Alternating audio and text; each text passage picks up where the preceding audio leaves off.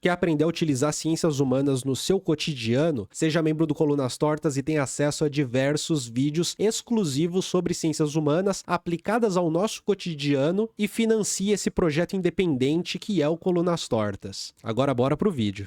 O que é uma família disfuncional? Como é conviver com uma pessoa que faz da sua família disfuncional? A Bruna Giosa vai falar sobre isso com a gente. Vamos dar uma olhadinha. Ela vai falar um pouco sobre a vida dela. A gente vai ver esse relato e conversar sobre. Coisas que eram normais pra mim, e aí depois de crescer e começar a conviver com outras famílias, principalmente com a família do meu marido, eu tive mais certeza ainda de que eu cresci em um lar disfuncional. A primeira coisa é que eu e meus irmãos, nós não podíamos chegar da escola, almoçar e dormir. Eu estudava de manhã e aí eu me lembro que eu almoçava e depois eu ficava com muito sono. Eu ia pro meu quarto, mas eu não podia dormir. Então eu deitava na minha cama com um caderno, alguma coisa Como é viver com um brasileiro médio? assim, pra fingir que eu tava fazendo Vocês são alguma muito coisa. venenosos. E aí quando meu pai entrava no quarto, ele abria a porta assim, eu sentava correndo, assustada e fingia que eu tava fazendo alguma coisa. Porque se o meu pai visse que eu tava dormindo, ele falava um monte, parecia que eu tava fazendo a pior coisa do mundo. E não podia dormir assim se não fosse à noite, na hora de dormir.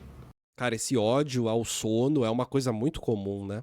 É muito comum ver vídeo de alguém falando sobre a convivência com os pais em que dormir era uma coisa que você precisava tomar cuidado com o horário, até que horas e por aí vai.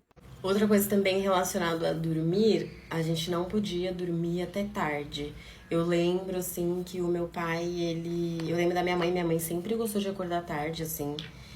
E o meu pai não deixava. Eu lembro dele entrar no quarto, abrir a janela, puxar a coberta dela. Ela não podia dormir. Ele chamava ela várias vezes e quando ela não levantava, ele abria a janela, puxava a coberta e, enfim. Ele ia no quarto, acordava a gente, mesmo de final de semana. E a gente não podia dormir até tarde. Parecia que era um crime dormir na minha casa. Outra coisa era conversar, dar risada, fazer brincadeiras assim na hora da refeição. Então a gente sentava para comer e éramos em 4 crianças, depois 5, e aí a gente não podia assim dar risada, ficar conversando, fazer piada. Tinha que sentar, ficar todo mundo sério, comer e é isso. Só que crianças, né? Era muito difícil. Então a gente sempre acabava levando bronca, às vezes o meu pai até batia. Tá proibido rir, hein? Proibido ter bom humor. Violência doméstica, exatamente, Igor. Era horrível. Outra coisa também relacionada à alimentação, assim, a hora da refeição, é que a gente não podia não gostar de alguma comida. Eu lembro muito quando eu era criança, assim, a minha irmã, ela nunca gostou de cebola, dessas coisas com pedaço, assim, acho que morde, faz barulho, sei lá. Ela nunca gostou. E aí a minha mãe, normalmente, ela batia o molho de tomate, quando ia fazer macarrão, alguma coisa com molho, ela batia o molho e peneirava para não ficar pedacinho. E aí um dia a minha mãe esqueceu de peneirar o molho e tinha um monte de cebola, e aí a minha irmã tava separando os pedaços de cebola, assim. O meu pai viu aquilo, ficou muito bravo, afundou a cara da minha irmã, assim, no prato de comida. E eu tava bem na frente da minha irmã, e isso foi horrível. Eu lembro dessa cena, assim, até hoje. Isso é brutal. Isso tem um nível de brutalidade até maior do que as outras coisas que ela tava falando até agora. A minha irmã levantando a cabeça, assim, cheia de molho, assim, chorando, né? Comida quente, enfim. Sem palavras. A gente não podia fazer nada. Não podia fazer nada. Tinha que estar sempre fazendo alguma coisa, entendeu? Não existia essa coisa de ficar fazendo nada. Ficar no ócio, sabe? E aí hoje eu vejo, assim, quando eu vou na casa da minha sogra, eu vejo a minha cunhada, né? Ela chega do trabalho, às vezes muito cansada, assim, no meio da tarde, ela vai pro quarto dela e ela dorme por horas, por horas. E aí, quando eu tô lá, eu vejo isso, eu fico assim, cara, que delícia. Ninguém entra no quarto dela pra ficar acordando ela, pra falar que ela tem que fazer isso ou aquilo, ou que ela tá dormindo muito, que ela tem que fazer e acontecer. Ela simplesmente pode descansar quando ela está com sono. Eu acho isso incrível. E aí eu percebo que hoje eu sou uma adulta que eu tenho muita dificuldade em descansar. Parece que eu preciso estar sempre produzindo, sempre pensando em alguma coisa, sempre fazendo alguma coisa, senão eu tô fazendo alguma coisa de errado, sabe? Assim.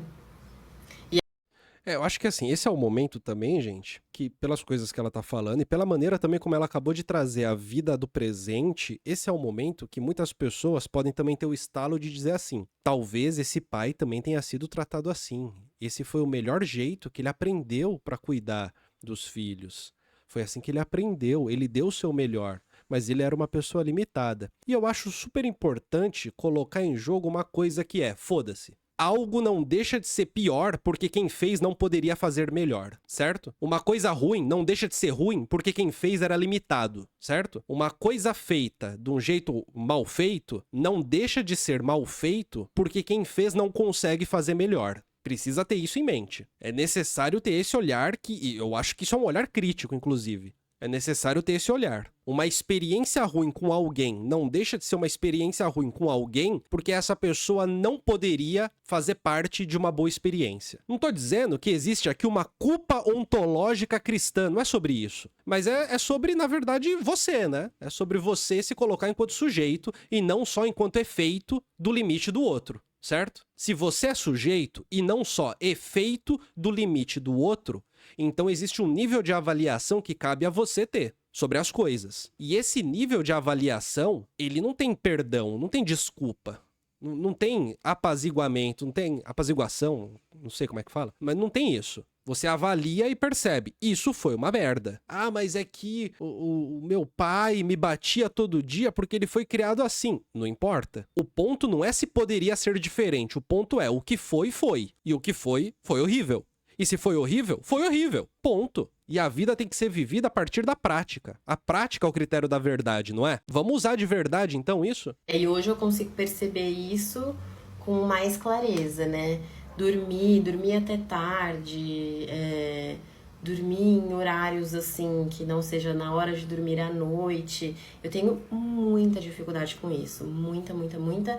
E em relação à comida, assim, pra mim tá sempre tudo bom. Eu tenho muita dificuldade em falar, tipo, não quero, não tenho uma comida assim, tipo, que eu não gosto, que, sei lá, tipo, mesmo não gostando, eu como, e eu acho isso muito ruim, assim, sabe? São coisas que eu consigo perceber agora, e que hoje, tendo um filho e a minha família, eu sempre presto muita atenção pra fazer diferente. Quando meu filho tá dormindo, pra mim é sagrado, assim. Eu não gosto que acordem ele, eu deixo de fazer coisas pra deixar ele continuar dormindo, porque é isso. Uma hora ele vai ser adulto, ele vai ter muitas coisas pra fazer, ele não vai poder dormir, assim, a hora que ele quiser, e é isso. Hoje eu consigo perceber os danos, assim, sabe? De crescer em uma família, em um lar disfuncional, com uma pessoa super autoritária e controladora, enfim. Difícil, difícil. Hoje eu tenho consciência disso e eu espero conseguir fazer diferente com os meus filhos na minha casa. Total.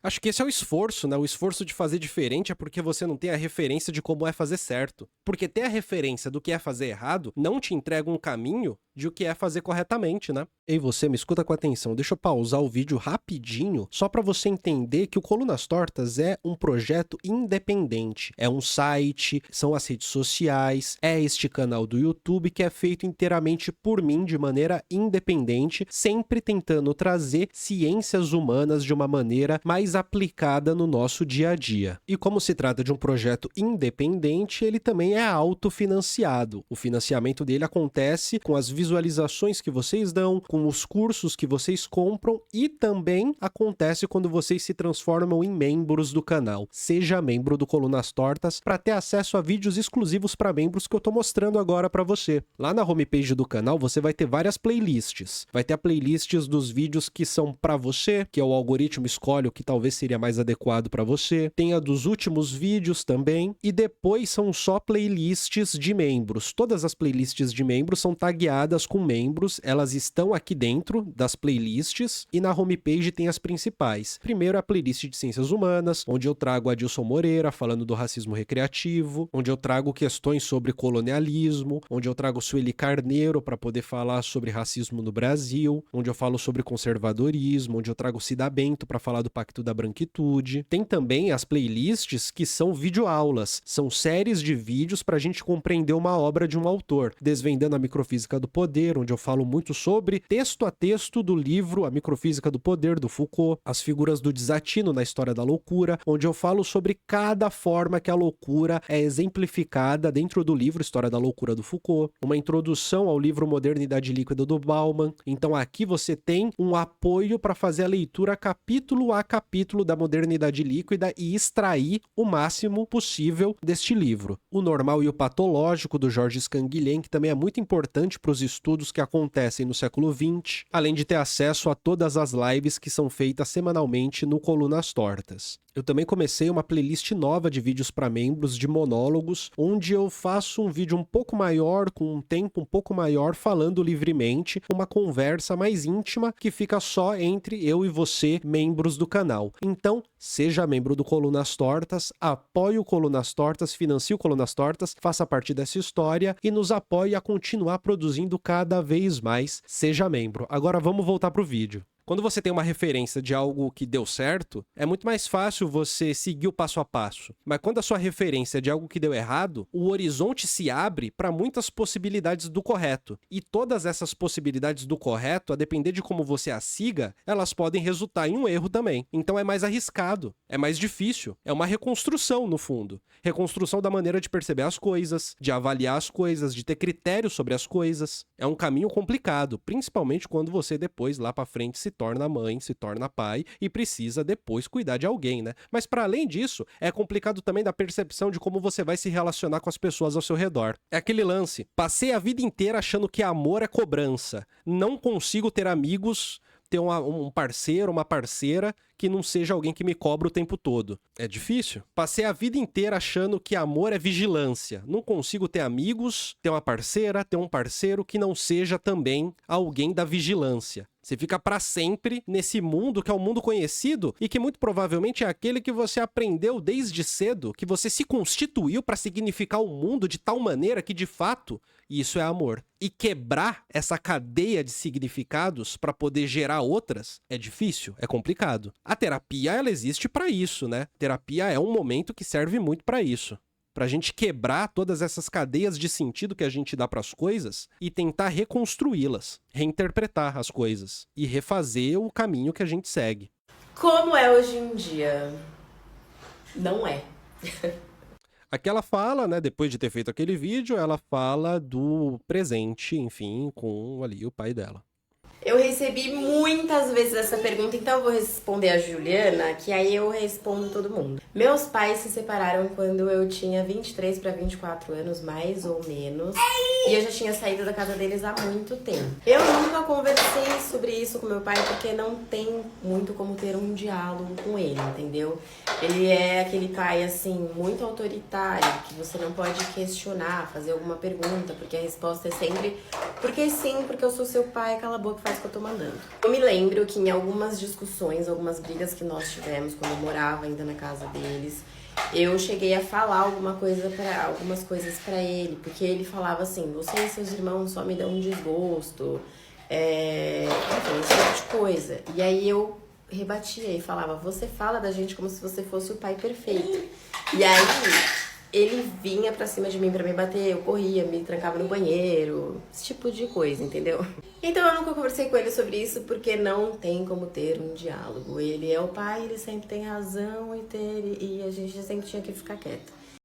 Basicamente, família tradicional brasileira, onde você tem uma figura de autoridade que é totalitária, né?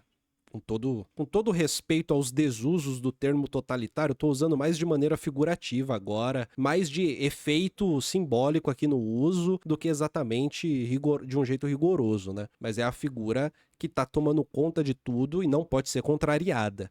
Contrariar essa figura seria uma forma de desrespeito. Contrariar essa figura seria um desaforo.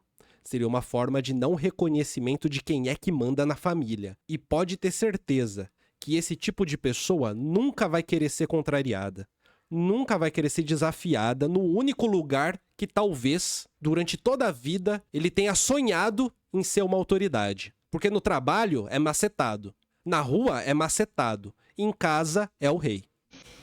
E aí, quando eles se separaram, o meu pai, ele seguiu a vida dele, ele casou de novo, não conheço a esposa dele, não temos contato. Eu fiquei sabendo do casamento dele por uma amiga minha, porque ele postou no Instagram dele. Minha amiga tirou um print, me mandou e falou: amiga, seu pai casou de novo? Eu falei: não sei, não sabia nem que ele tava namorando. E aí, assim, eu fiquei sabendo que ele tinha casado. E cortou contato com a gente, assim, sabe? Como se ele não tivesse tido uma vida antes de se separar da minha mãe, antes de conhecer a segunda esposa dele. Ele ainda procura a minha irmã mais velha, mas só quando ele precisa de algum favor. Não porque ele quer saber dos filhos ou dos netos. Comigo, a última vez que eu mandei uma mensagem pra ele foi quando eu descobri minha gravidez. Eu mandei uma mensagem pra ele toda empolgada pra contar da gravidez, né? E aí ele só mandou assim: oi, Bruna, que legal, de quanto tempo? Aí eu respondi, tipo, de 3, 4 semanas. A gente nunca mais falou. Hoje meu filho tem 1 ano e 4 meses. E a minha relação com a minha mãe é ótima, é uma ótima relação. Eu acredito muito que a minha mãe também era uma vítima nisso tudo, sabe? Porque era uma relação muito difícil, né? Hoje, sendo casada, eu fico pensando, imagina viver num casamento assim? Como? Imagina como é que é viver num casamento assim, em que você precisa abaixar a cabeça toda hora, em que aquela pessoa que está ao seu lado não pode ser contrariada. Para de comer que você vai ficar gorda e mulher gorda é feio. É isso que me vem na cabeça quase todas as vezes que eu vou fazer uma refeição, porque eu escutava isso do meu pai quando eu era criança. Eu postei um vídeo falando que eu cresci num lar disfuncional e contando algumas coisas que aconteciam na minha casa, e algumas pessoas disseram que isso estava longe de ser um lar disfuncional, ou então que meu pai só estava educando e que eu só morava numa casa onde tinha regras. Nossa, cara, quem mete uns comentários desse é que tá longe de pisar na realidade, né? Sinceramente, eu só torço pra essas pessoas não terem filhos, porque ninguém merece crescer numa casa. É a pessoa que apanha e diz que mereceu. Não, eu mereci apanhar mesmo, a vida é assim e tal. Eu era uma pessoa muito arteira, era uma criança que fazia traquinagens. Sim. Eu sou muito grata a meu pai e minha mãe, porque eles me deram a vida e, enfim, fizeram. Esse é o discurso padrão, né? Se você não falar que você é muito grato por alguém ter colocado comida na sua boca quando você não podia se sustentar, faz parecer que você é mal agradecido, né? Precisa dizer isso. O que puderam. Mas eu me lembro muito dessas coisas que meu pai me falava. Ele controlava a minha alimentação, assim, não me deixava repetir. Enquanto todos os meus irmãos estavam comendo várias vezes, ele ficava na minha cabeça: para de comer, você vai ficar gorda, mulher gorda é feio. Quando eu emagrecia, ele me idolatrava, assim, era aquela coisa assim: tá vendo como você tá linda? É assim que você tem que ficar. E isso me gerou várias questões, né? Distúrbios alimentares, muitas questões com o meu corpo, muitos anos de terapia e mesmo assim eu ainda tenho muitas questões. E assim, ele não fazia coisas saudáveis, entendeu? Era sempre fritura, refrigerante em todas as refeições. Porque, obviamente, né? Pô, como é que o cara vai aprender a cozinhar, né? Você acha? O cara vai aprender a cozinhar? Vai aprender a fazer um suco de maçã? Vai aprender a fazer uma salada, um arroz, feijão? O cara vai aprender a fazer isso? Vai aprender a fazer um omelete com um fio de azeite em vez de colocar um montão? Não vai, né? Nunca uma verdura, um legumes, algo assim, sabe? Porque verdura, legume é coisa de gay. Homem de verdade, ó, é bife com muito óleo, gordura, certo? O ovo é frito em imersão, sob imersão, e essa é a refeição. Testosterona. E isso me faz ser uma adulta muito perturbada com a alimentação. É muito ruim. Eu sou bem exigente, muito paranoica. E eu lembro que eu já tive até episódios assim, quando eu era mais nova, de comer, me sentir muito culpada, ir no banheiro e, sabe? Gorfar a parada. Então, assim, de acordo com algumas pessoas, tudo bem, ele errou tentando acertar. Mas, gente, É isso aí, é o que a gente falou. É literalmente o que a gente conversou no início desse vídeo. Errou tentando acertar. Mas errou, né? Ué, sequestraram uma pessoa. O bandido sequestrou a pessoa. Ele tá com a arma apontada na cabeça da pessoa. Daí o sniper, ele dá um tiro e acerta o refém em vez de acertar o bandido. Mas ele errou tentando acertar, né? Ah, então tudo bem, porra. Que é isso, todo mundo erra. tudo que a gente faz na vida de uma criança reflete na vida adulta. É aquela frase, né? A infância é um chão que se pisa a vida inteira. Assim, errou tentando acertar é o jeito mais fácil de manter a pessoa sem o senso crítico, sem a possibilidade de romper, sem a possibilidade de ser crítica, ou pior, carregando a culpa pelo rompimento. Não, errou tentando acertar. Mas e daí? E daí? E daí? Tanto faz. Tem um monte de vídeo que eu tenho aqui no canal sobre essa coisa de família disfuncional, sobre criança principalmente, né? Pais tratam crianças, tal, coisas nesse sentido. E sempre aparece a pessoa que vai dizer que é reclamar dos pais, fica adulto, não pode botar culpa nos pais, tem que saber viver a vida. Cara, é disso que a gente tá falando. A gente não tá falando de não me deu brinquedo, Gugu Dadá. Não é sobre isso, não, ó. Se toca.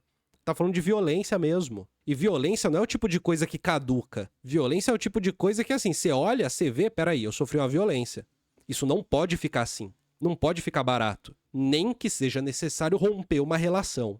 Isso não pode ficar barato. E desenvolve o transtorno alimentar e é vista como responsável por isso. Não, sim, e ainda tem essa, né? Quem olha de fora ainda mete a responsabilidade em cima dela por ter um transtorno alimentar, caso isso, né, de repente aconteça. Mas é isso, gente. Trouxe esse depoimento, esse relato da Bruna Giosa. O perfil dela é Depois que Me Tornei Mãe. É um perfil sobre maternidade. Trouxe esse relato aqui pra gente. Acho que foi uma base pra gente poder falar sobre esse tema da família disfuncional, mas principalmente sobre a necessidade de se colocar como sujeito perante as diferentes relações. E que como essa coisa de se colocar como sujeito geralmente se transforma em uma imposição de si que vai gerar ruptura, que vai gerar uma imposição que gera desconforto no outro, necessariamente, tudo bem?